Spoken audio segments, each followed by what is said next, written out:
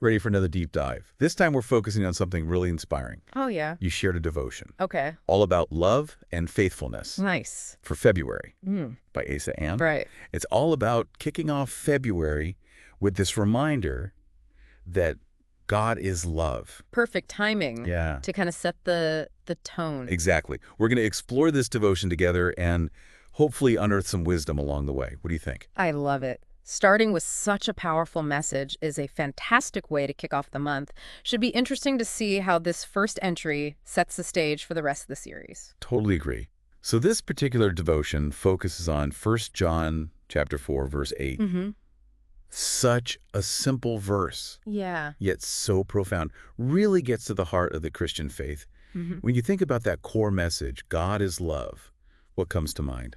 It's one of those statements that seems so straightforward at first, but the more you think about it, the more layers you start to uncover.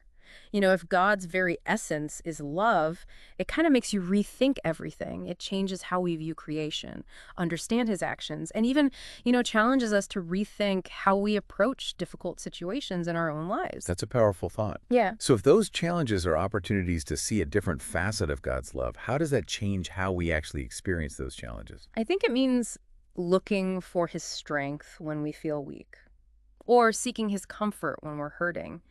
Maybe even recognizing his refining hand in the midst of trials.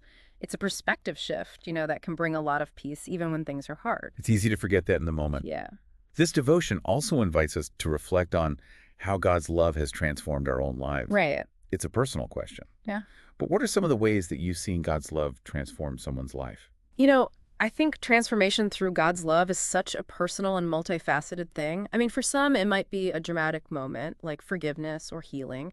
But for others, it's more gradual, a slow but steady kind of shift in their perspective or character. Maybe finding the courage to break free from addiction, or finding their purpose after feeling lost, or even just experiencing this deep, abiding sense of peace that wasn't there before. It can look so different for different people. And once we've experienced that love, how do we move from just receiving it to actually reflecting it out? This devotion really seems to emphasize that connection. That's a crucial point. It's not enough to just bask in it. We're called to let it flow through us and become conduits of that love to others. It raises the question, how do we put love into action? Exactly. So it's not just about grand gestures, right? Right. What are some more subtle, everyday ways Mhm. that we can let God's love shine through? Absolutely. Sometimes the most powerful expressions of love are the simplest. Choosing patience instead of frustration when you're dealing with a difficult person. Offering a kind word to someone who's feeling down. Or extending grace when someone messes up. It's about letting God's love shape our interactions, even in the smallest moments. That reminds me of the prayer at the end of the devotion. Yeah. It's so simple and heartfelt. Lord, thank you for being the ultimate source of love. Help me to reflect your love to others. Amen. Love how direct it is. Yeah, and what I appreciate about it is its accessibility. Yeah. It's a reminder that connecting with God doesn't require elaborate language or, theological expertise. It's really about a sincere desire to align ourselves with his will and to let his love work through us. We've unpacked a lot from this short devotion. Yeah, It's a powerful reminder that God is love, absolutely. and that understanding have the power to really transform our lives from the inside out. It really does.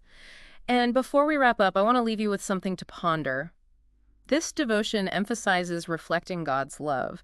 So what are some of the maybe unexpected or less obvious ways we can do that? Perhaps through our creativity, our work, or even in the way we care for the environment. It's something worth reflecting on as you go about your day. Great question. Thanks for joining us for this deep dive.